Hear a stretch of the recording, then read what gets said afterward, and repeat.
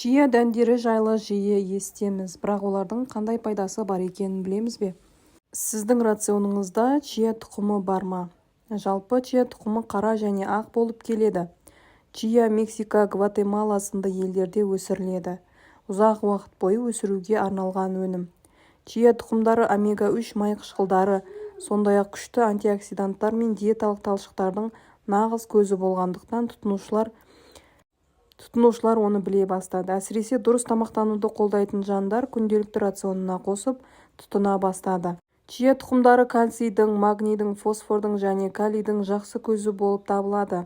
Азық-түлік өндірушілері дәнді дақылдарға, нан өнімдеріне, жеміс шырындарына және йогуртқа чия тұқымын қосуды қолға алды.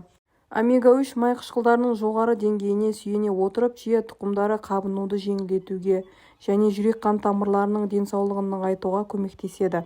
Антиоксиданттар жоғары деңгейде болғандықтан, чия тұқымдары қатерлі ісік ауруларын азайтуға көмектесуі мүмкін. Олардың құрамындағы талшық деңгейі жоғары болғандықтан, ас қорытуға және қан құрамындағы қант деңгейін төмен түсіруге көп септігі бар. Кейбір зерттеулердің нәтижесі чияның салмақ жоғалтуға ықпал ететінін анықтаған. Чия тұқымдары жүрек-қан тамырларының жұмысын жақсартады. Чия тұқымы іштің қатуына жақсы көмегін тигізеді. Ол суды сіңірген кезде олар гель тәрізді бірізділікке ие болады. Осының арқасында іштің жақсы жүруіне ықпалын тигізеді. Чия тұқымын қалай тұтынған абзал? ақш диетологтары чияны күніне 3 рет тұтынуға кеңес береді. Өте көп мөлшерде су ішу керектігі айтылады.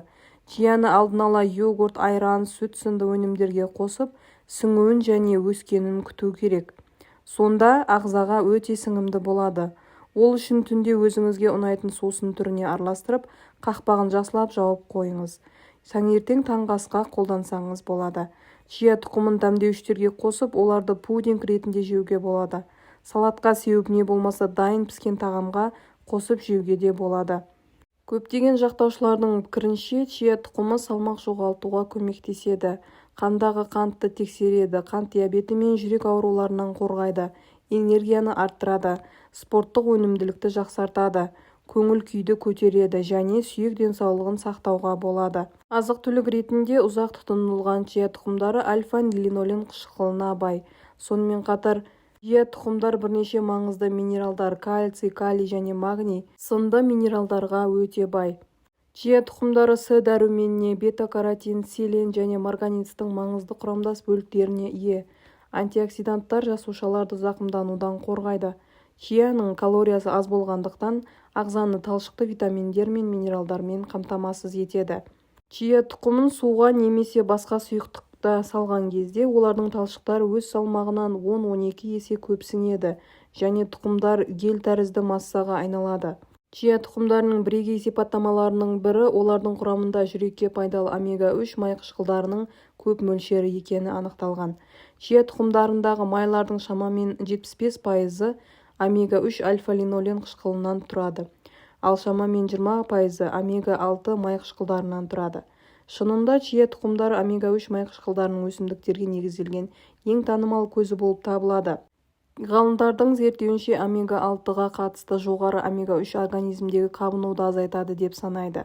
Олар омега-3 май қышқылдарының тамаша көзі болғандықтан, чия тұқымдары омега-6-дан омега-3-ке қатынасы төмендетеді.